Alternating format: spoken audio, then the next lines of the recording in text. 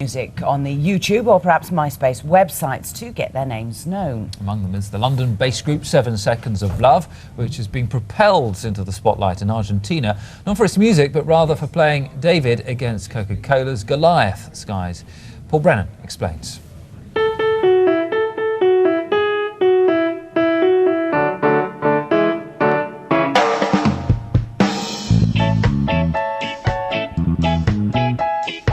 A pleasant little piano riff followed by a fairly standard ska track. The song is called Ninja by the London band 7 Seconds of Love, and the video was made by the lead singer on his computer. They posted it on YouTube and on their MySpace website and thought no more about it. That was until internet fans in Argentina got in touch about this ad for Coca Cola. Now, ignore the Spanish voiceover and listen carefully to the music. Los que quieren cortar con todo, que destapen una Coca Cola Light, porque debajo de las tapitas hay un viaje a Sudáfrica, cientos de zapatillas y unas mini heladeritas.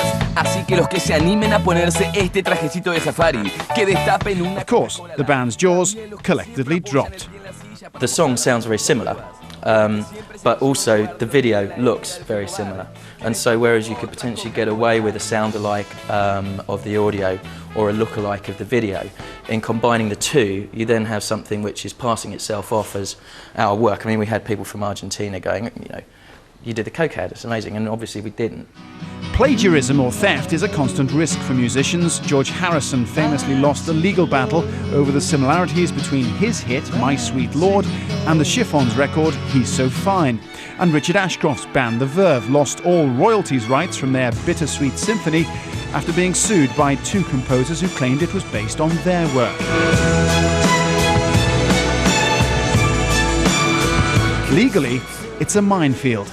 It won't be enough that the advert may be inspired by or use the ideas of the original work. It must be a substantive copy. And even top record producers admit that small, unsigned bands can leave themselves exposed.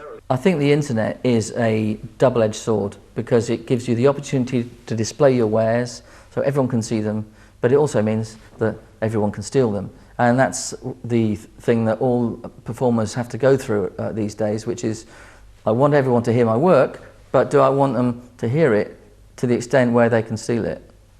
In a statement, Coca Cola Argentina said the piece in question was commissioned to a local advertising agency, which assured us that each element was original. We have acted in good faith in deciding to air the television commercial. Therefore, we are surprised by the alleged claim and deeply regret being associated to this unusual and unexpected debate.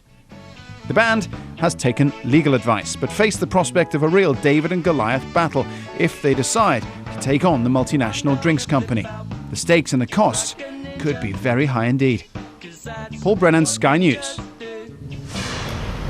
An interesting tale joining us now. Two members of the band, 7 Seconds of Love, Joel Veitch and Pat Schulenberg. Very good morning to you both. Morning. Joel, what's the current situation in terms of the song Coca Cola?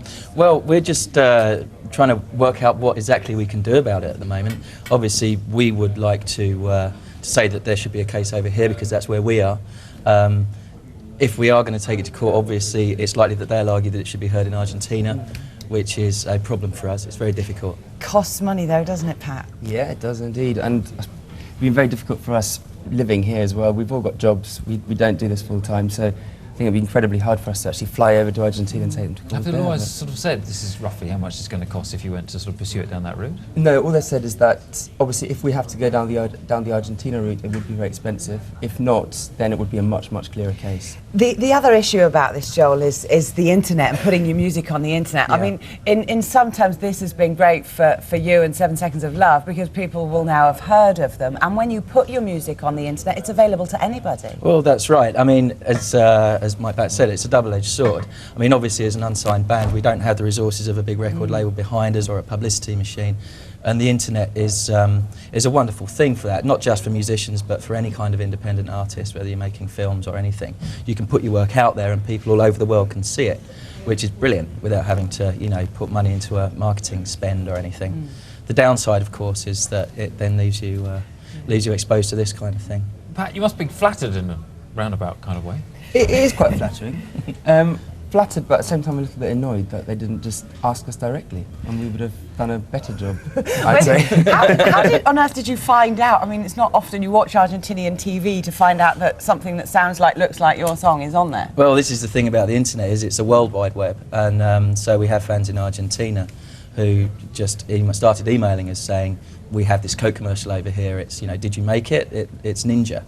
And obviously we couldn't see it because we're in the UK, but eventually when it turned up on the internet, well, our jaws dropped when we saw it, frankly.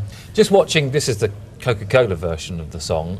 The one before, I think, was your version of the song in terms of the video. Yeah. And the report saying that you actually made that yourself at home on a PC, which Yes. is pretty cool, I would suggest. How long did it take to put something like that together? Oh, that's a good question. Maybe a week or so. I mean, it's not as hard as it looks, that's the honest truth. It's really I'm hard. still impressed. Really hard, really hard.